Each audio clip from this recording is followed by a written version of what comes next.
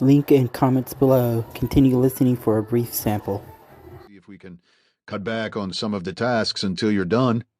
We would be spread too thin right now. Do that, Chief. I'll keep you updated. I closed the connection and sent an email to Bill, requesting information on his observation drones.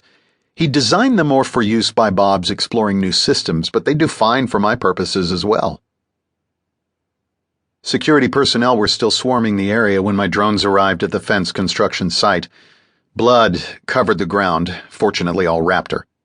A very sad-looking backhoe sat off to one side, long scrapes and scratches marring the bright yellow paint job. I wondered idly if the backhoe's Amy controller would need therapy.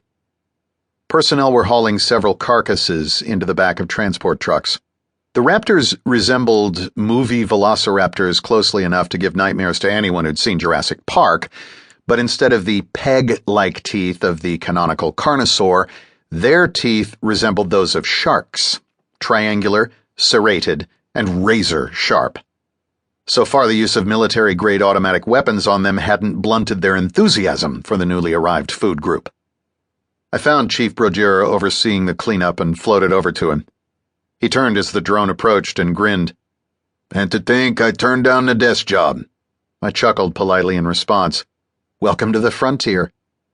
"Did you get all of them?" "No," he shook his head. "We let one or two get away to communicate fear of humans to their friends." "And how's that working out so far?"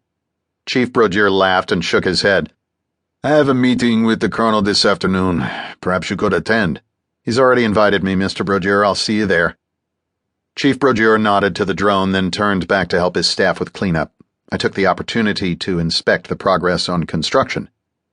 A fence stretched about a third of the way around the planned town site. 5 meters tall, it was built from a combination of native wood and metal. The Vulcan trees were close enough to their Terran equivalents that the setup crews were able to adapt them with little effort. The trees were harvested from the area immediately around the fence, forming a clear cut for additional security. I had my doubts about whether the fence was tall enough to keep the Brontos at bay, but no one had asked me. Not that the Brontos would eat people or anything, they were more of an accidentally step on you kind of danger. To the west, Vulcan's sister planet Romulus hung in the sky, clouds and seas clearly visible. When Exodus 3 arrived, the passengers from the Faith and Spitz enclaves would be settling there. I expected life to get very interesting once the Faith colony got started. I doubted that 19 years of stasis would improve Minister Cranston's disposition.